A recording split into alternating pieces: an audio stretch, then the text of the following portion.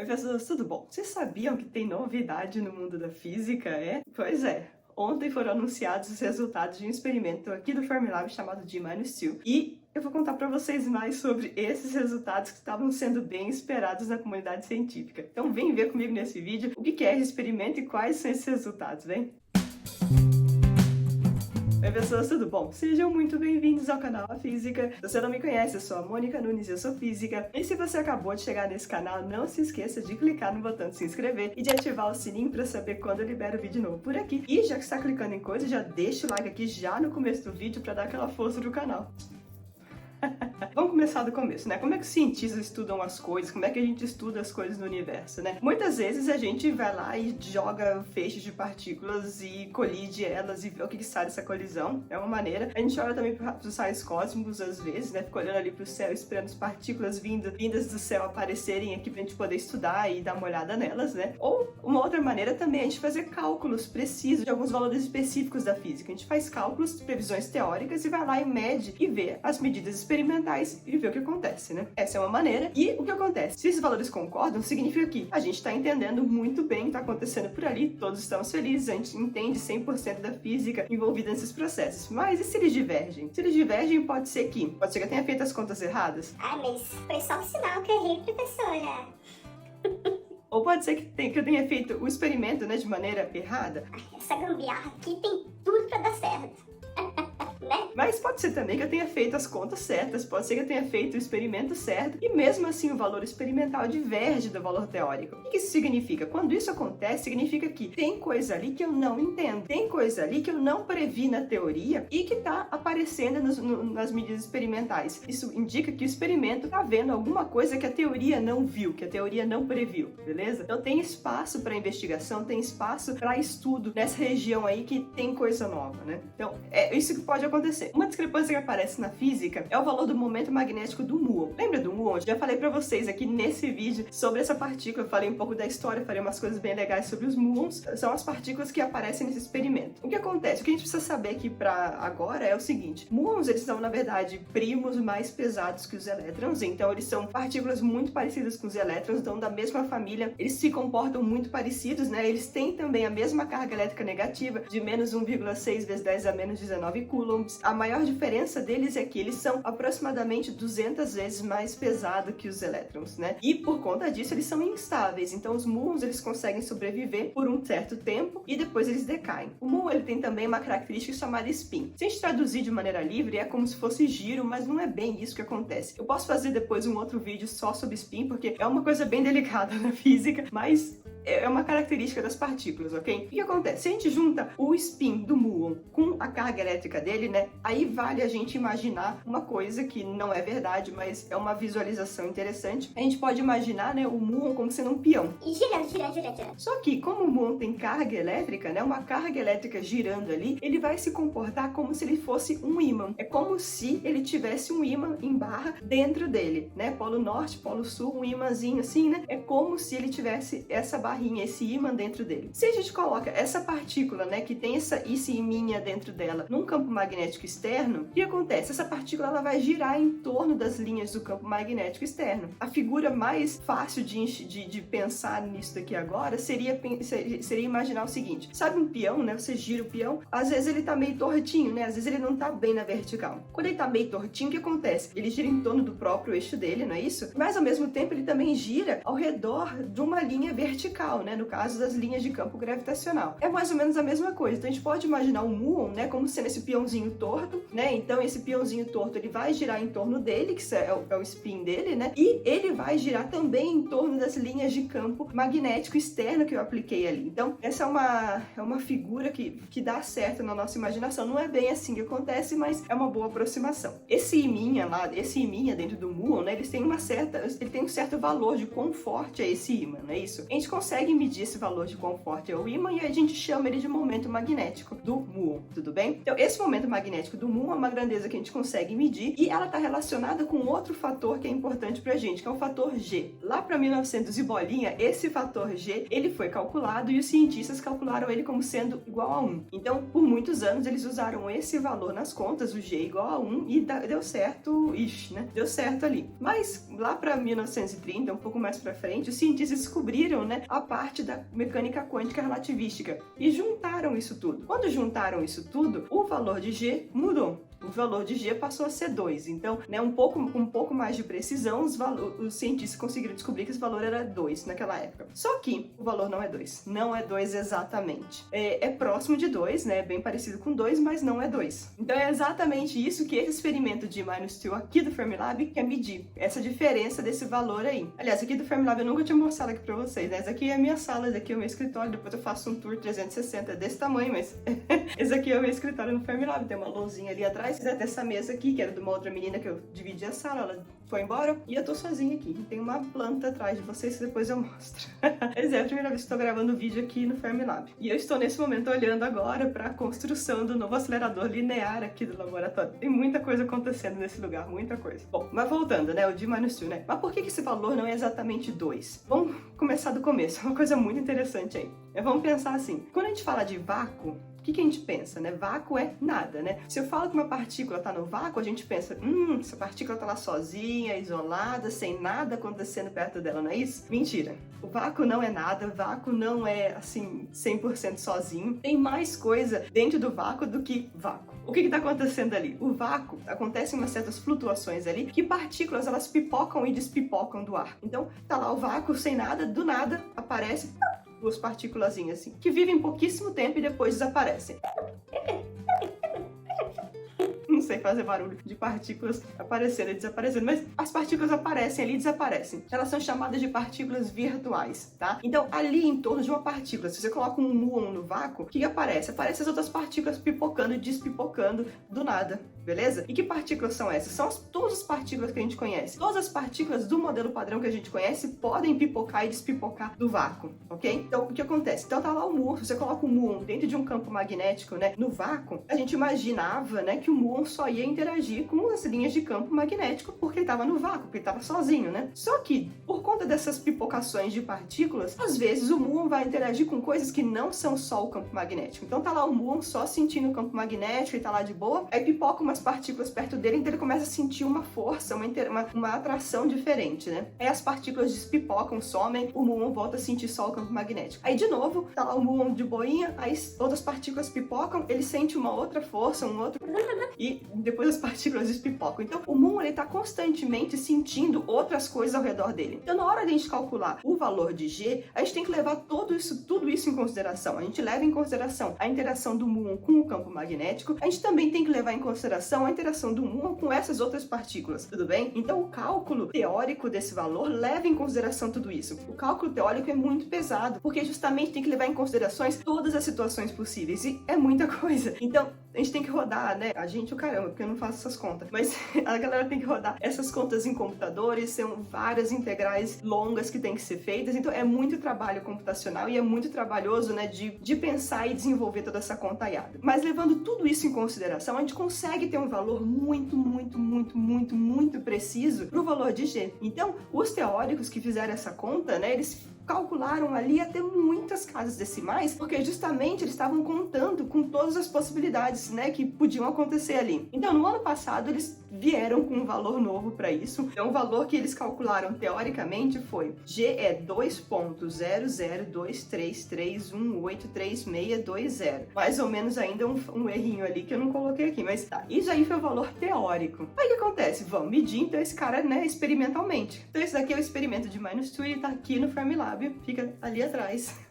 E esse daqui que vocês estão vendo aqui na foto é o experimento, né? Ele é um círculo, né? Então vocês estão vendo basicamente um círculo aí que tem mais ou menos 15 metros de diâmetro, então é um círculo grande, né? E esse círculo ele é basicamente composto por um ímã, um imãzão. A ideia é que a gente vai ter um feixe de muons vindo do complexo de acelerador de partículas aqui do laboratório, e esses muons eles vão entrar com 99,94% da velocidade da luz nesse ímã, nesse círculo de ímã aqui. E eles vão ficar girando ali pra gente ver o que acontece. O feixe de muons vindo do acelerador ele vai entrar praticamente tangente, né, a esse círculo, e aí ele vai ser injetado aqui nesse ímã e vai ficar ali dentro. À medida que os muons giram, né, ficam aprisionados dentro desse círculo, né, com campo magnético, vai acontecer aquela história que eu falei, né, do ímã ficar precessionando, ficar, né, girando ao redor dessas linhas de campo magnético. E os cientistas eles conseguem medir, né, a frequência com que esse spin está girando, a frequência com que essas coisas estão acontecendo ali dentro. Com essa medida a gente consegue calcular o valor de G. Então esse valor de G foi calculado uma vez no experimento lá num outro laboratório nacional chamado Brookhaven, que fica no estado de Nova York. Foi feito com o mesmo ímã, então esse mesmo ímã aqui que está aqui no laboratório, está aqui no Fermilab agora, ele estava antes nesse outro laboratório e as medidas foram feitas lá. E lá eles encontraram um valor que já divergia do valor teórico. Então eles, eles conseguiram o mais preciso que eles conseguiam naquela época, né? Mas não era tão ainda preciso quanto a gente podia ter, né? Então o que eles encontraram, né? Esse valor um pouco diferente, né, do valor teórico. Eles falaram assim, isso daqui indica, né, que pode ter alguma coisa ali que a gente não conhece, que a gente desconhece. Então a gente aqui no Fermilab resolveu fazer o mesmo experimento, né, e ver o que estava acontecendo. Então a gente desmontou o que dava para desmontar desse experimento lá em Brookhaven e trouxe para cá. O problema é que esse anelzão, esse ímã aqui não consegue ser desmontado. Então ele teve que vir esses 15 metros de diâmetro, eles tiveram que vir inteiros de Nova York até o estado de Illinois. Qual que é o problema disso, né? Para esse Paranauê gigante passar por uma estrada, você tem que bloquear todas as estradas para ele poder passar, né? Não tem como ter tráfego normal. Então, para bloquear as estradas de Nova York para cá, ia ser um absurdo. Então, o que eles fizeram? Eles colocaram esse Paranauê num barco, e esse barco foi pelo mar ali na costa leste, e ele veio contornando todos os Estados Unidos por mar, até passou ali na Flórida, né? Aquele pedacinho ali embaixo na Flórida, e quando ele chega mais ou menos verticalmente, né, na mesma linha aqui de Chicago, não tinha mais o que fazer, né, mas ele pôde subir de rio. Então, acabou, né, ele tinha que dar um jeito para subir até aqui, né, então ele veio pro rio. Então, continuou no barco, rio, sobe, e ele chegou ali, né, e aí chegou aqui perto, mais perto que a gente conseguia, e em algum momento ele teve que vir para um caminhão e tiveram que bloquear a estrada por 2 dias, né, do lugar onde ele chegou até chegar aqui no laboratório. Foi um negócio muito doido. Foram 35 dias de viagem desse ímã gigantesco de Nova York até aqui. Foi uma coisa bem legal, a galera tava super animada quando esse negócio chegou aqui. E aí quando chegaram, né, os técnicos, os engenheiros, a galera toda foi apertando todos os parafusos, ligando tudo que tinha que ligar. Demorou 4 anos para colocar todo o experimento junto, né? E em algum momento a gente ligou, né, ligou o botão de on ali, e aí os muons do acelerador entraram dentro vieram para o experimento, né? Esses muons, eles foram injetados dentro desse anel, dentro desse círculo aqui, com 99,94% da velocidade da luz. Uma velocidade muito alta. E como eu falei para vocês no vídeo de muons, né, que vocês podem ver daqui a pouquinho, quando os muons são com essas velocidades muito altas, coisas muito interessantes acontecem, né? Mas a vantagem, né, de trazer esse rolê todo para cá é porque o feixe de muons aqui no laboratório é muito mais potente do que o feixe de muons que eles tinham lá em Brookhaven, então isso vai dar muito mais estatística pra gente conseguir fazer as medidas muito mais precisas aqui. E também os equipamentos eletrônicos, né, os outros tipos de detectores também foram aprimorados e modernizados e vão ser mais capazes, né, de conseguir fazer uma medida muito mais precisa. Então por isso que a gente tá refazendo tudo aqui, e saía muito mais barato fazer esse rolê todo de viagem do que construir um Paranauê do zero, né? Então foi por isso que isso tudo aconteceu. E isso aí foi lá para 2013. Aí demorou, né, 4 anos para a montagem do experimento ficar pronta, e aí depois a gente começou a ter o experimento funcionando, né? O planejamento é que esse experimento ele rode por mais de 6 anos, que ele colete dados por mais de 6 anos. Coletando tanto de dados que os cientistas querem, a gente vai conseguir ter medidas 4 vezes mais precisas do que os cientistas em Brookhaven tiveram lá 20 anos atrás. Isso é muita coisa, gente. Vocês terem uma ideia da precisão que os cientistas querem alcançar aqui com esse experimento, é mais ou menos o seguinte, é como se a gente comparasse imagina que eu quero fazer a medida de um campo de futebol, né? Eu quero medir esse campo de futebol de uma maneira que a incerteza na medida seja menor do que um fio de cabelo, seja menor do que a metade de um fio de cabelo, na verdade. Então, fio de cabelo. Vocês estão vendo um fio de cabelo aqui? Meu cabelo é grosso. Vocês estão vendo um fio de cabelo aqui? Então, a precisão é medir um campo de futebol, uma precisão menor do que a metade de um fio de cabelo. Imagina. É muito preciso, ridiculamente preciso. Para os cientistas atingirem essa precisão, o experimento tem que rodar por muito tempo, né? Ontem, né, os cientistas, a colaboração do Jim Manucio anunciou os resultados que eles tiveram de um ano e meio, acho que, de coleta de dados, né? O experimento nunca parou, mas eles pegaram um grupo de dados, né, e fizeram análise em cima desse grupo de dados. Então, não é análise total, não é análise final ainda, mas é uma análise pra gente ver o que tá acontecendo ali dentro, né? E ontem eles anunciaram esses primeiros resultados e tava todo mundo, assim, muito na expectativa, né? Porque tem mais de 20 anos que a gente tá com essa pulga atrás da orelha pra saber se os resultados experimentais realmente são diferentes dos resultados teóricos, né? E essa diferença aí indica, né, que nem eu falei pra vocês, indica que pode ter coisa nova no meio do caminho, né? Lembra que eu falei que na hora de fazer as contas a gente coloca tudo que a gente sabe pra fazer a conta, né? Se tem valores diferentes, significa que tem coisa ali que a gente não sabe. O que tá ali que a gente não sabe, né? Então tem muitas perguntas, mas a gente tá super ansioso, né?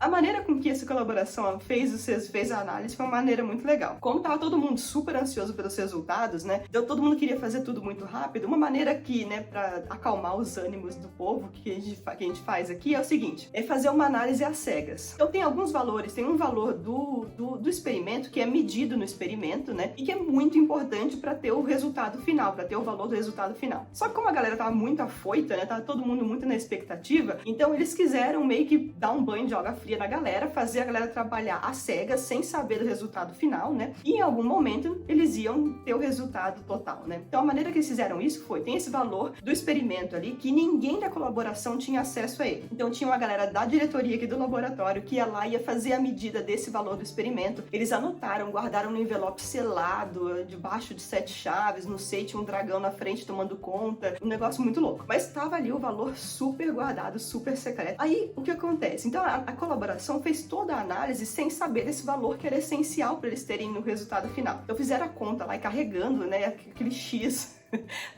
da conta, né, até o final da conta. E aí, no final, quando eles chegaram, né, depois de um certo tempo, eles falaram, beleza, vamos abrir o envelope, vamos anunciar os resultados e vamos ver o que tá acontecendo. Então, eles abriram esse envelope, foi um momento muito interessante, eles gravaram, né. Eu tô colocando aqui na descrição alguns links, né, do anúncio dos resultados ontem, então quem quiser ver, vai estar aqui na descrição, são muito legais. E eles mostram esse vídeo, né, deles abrindo esse valor, né, que tá todo mundo muito curioso pra saber. Eles abriram o valor, só faltava esse valor aí digitaram lá no código, que tava tudo pronto, a análise tá toda prontinha, né? Digitaram lá o valor preciso que eles precisavam e o resultado apareceu. E foi, assim, muito legal. Então, esse daqui é o resultado, né? Esse aqui é o gráfico, eu vou explicar pra vocês o que tá acontecendo aqui.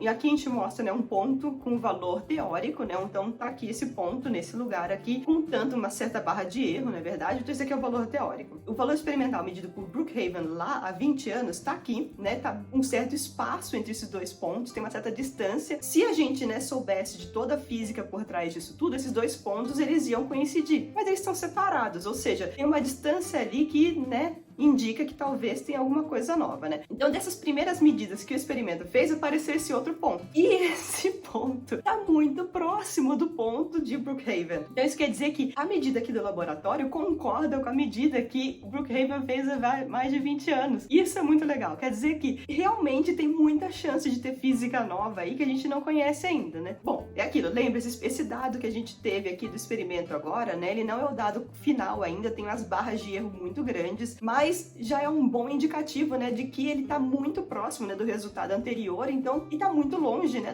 do valor teórico, da previsão teórica. Então, existem fortes indícios mesmo de que existe alguma coisa nova ali, alguma física nova, né? O tamanho dessas barras de erro aqui, ele é basicamente por conta de estatística. Quer dizer que quanto mais dados a gente coletar, quanto mais tempo o experimento funcionar, menores essas barras vão ficar. Ainda tem muito tempo para coletar dados, tem muita coisa para acontecer aí, e esses valores, essas barras de erros, elas vão diminuir, vão fazer com que o valor seja muito mais preciso. Então tá todo mundo muito animado. Mas esse primeiro resultado já deu um gás assim na galera, tá todo mundo bem E essa nova física que pode estar por trás aí, né? Você lembra, né? Eu falei daquelas partículas que pipocam do vácuo, né? Eu falei as partículas que pipocam, né? Que entraram nas contas, são as partículas que a gente conhece, né? Todas as partículas do modelo padrão podem aparecer ali. Mas e as outras partículas que a gente não conhece? Lembra da matéria escura? Não falei ainda aqui, não gravei vídeo aqui ainda, mas vou gravar. Mas matéria escura é uma coisa que, né? Pode ser que esteja por aí, né? Então, será que as partículas de matéria escura também estão pipocando nesse vácuo doido aí?